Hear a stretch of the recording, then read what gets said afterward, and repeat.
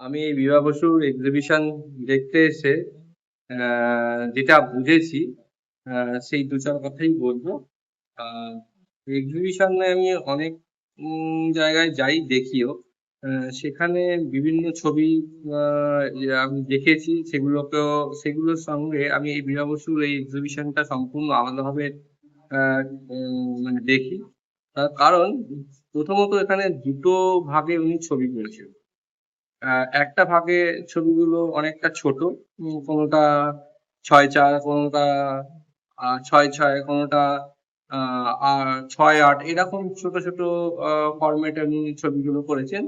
তাতে অনেক আমাদের দৈনন্দিন জীবনে যে সমস্ত বিষয়, সেগুলো অনেকটা বিমূর্ত আকারে ধরা পড়েছে, এবং তাতে বিভিন্ন রঙের সমাহারে ছবিগুলো নিজস্ব একটা পরিচিতি তৈরি করেছে, এবং একটি ছবি আরেকটি ছবি থেকে সম্পূর্ণ আলাদা এবং নিজস্ব সত্তা নিয়ে দাঁড়িয়ে রয়েছে। ঠিক অপরদিকে এই ছবিগুলো যখন আমরা দেখবো, সেখানে অনেক ওই ছবির তুলনায় অনেক হালকা রঙের ব্যবহার, এবং বিষয়গুলো অনেকটা ছড়ানো ছিটানো, এবং এর মধ্যে একটা স্নিগ্ধতা রয়েছে, এর মধ্যে একটা কোমলতা রয়েছে, এবং রং মানে একে অপরের সঙ্গে সংমিশ্রণ হয়ে একটা নিজস্ব বক্তব্য রূপান্তরিত হয়েছে। কোনো সময় দেখতে পাচ্ছি বিমূর্ত ভাবনা চিন্তার মধ্যে বিভিন্ন রঙগুলো যেন একে অপরের সংমিশ্রণ হয়ে কিছু একটা বক্তব্য মানে আমাদের কাছে উঠে আসছে।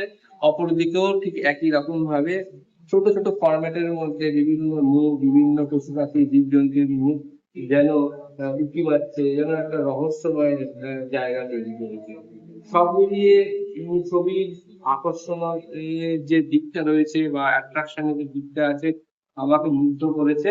এবং গোটা গ্যালারি জুড়ে যে চিত্র রয়েছে, তা নিরন্তর একটা কাজের প্রক্রিয়ার মধ্যে একজন মানুষ কিভাবে ডুবে রয়েছে, তারই কিন্তু একটা বহিঃপ্রকাশ দিচ্ছে। ঠিক আছে, আমি এই বিভা বসুর এক্সিবিশন দেখে সম্পূর্ণ অভিভূত।